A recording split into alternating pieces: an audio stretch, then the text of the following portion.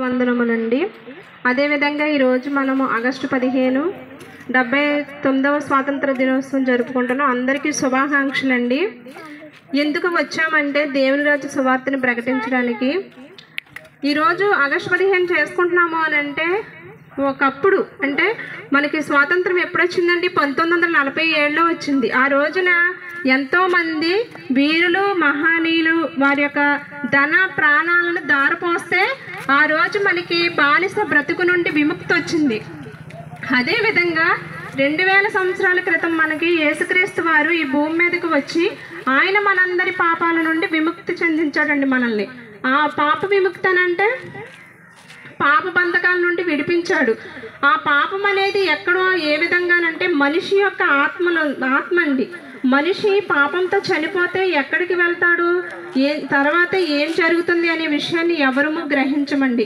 ఈ భూమి మీద మన భారతదేశానికి స్వాతంత్రం తీసుకొచ్చిన మహానీయులను వీరులను ఏ విధంగా అయితే మనము ఈ రోజుకి గుర్తుంచుకుని వారు చేసిన త్యాగాన్ని గుర్తుంచుకుని మనము ఇలాగ జరుపుకుంటున్నామండి ఆగస్టు 15. అదేవిధంగా మన గురించి మన ఆత్మ గురించి ఆలోచించేవారు ఎవరైనా ఉన్నారంటే ఉండండి. మన ఆత్మకు స్వతంత్రాన్ని ఎవరివ్వగలరు అంటే మన ఆత్మ ఏమవుతుంది? ఆత్మ ఇలా మాట్లాడుతున్నామనంటే ఆత్మకి పాపం ఉంటుందండి. శరీరానికి ఒక రోగం వస్తే మనం హాస్పిటల్కి వెళ్ళి నిర్ధారణ టెస్టులు చేయించుకుంటాం. అంటే శరీరంలో ఏ రోగం ఉందో తెలుస్తుంది. అదేవిధంగా మన ఆత్మకు పట్టుకున్నటువంటి పాపం అనేది ఏమిటి? ఆ పాపం నుండి విముక్తి ఎక్కడ దొరుకుతుంది? పాపం నుండి మనం బానిస బంధకాల నుండి ఒక స్వతంత్రాన్ని సంపాదించుకోవడానికి ఎంతో కృషి చేశాము.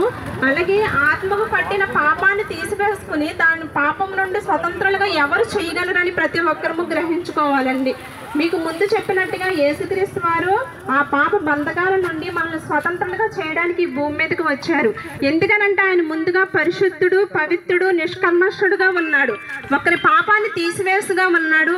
మనిషి పాపాత్ముడు అయిపోయి ఉండి దేవుడు లాగా జీవించలేకపోతున్నాడండి. ఎందుకనంటే తన ఇష్టానుసారమైన జీవితాన్ని జీవించి దేవుడిచ్చేటువంటి పరలోకం అనేది ఉందండి. ఆ పరలోకాన్ని చేరుకోకుండా నరకానికి చేరుకుపోతున్నాడు.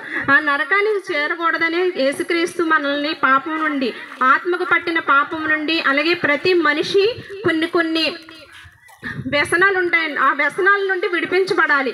ఆనాడు గాంధీజీ గారు మనకి ఎలా తీసుకొచ్చారు స్వాతంత్రం అని అంటే రక్త బిందువు చిందరాదని చాటి చెప్పి అహింస అనే ఆదర్శంతో విశాల భారతదేశానికి స్వాతంత్రం సంపాదించి పెట్టిన గాంధీజీ గారితో ఎంతో మంది ఉండి తీసుకొచ్చారని చెప్తున్నాం.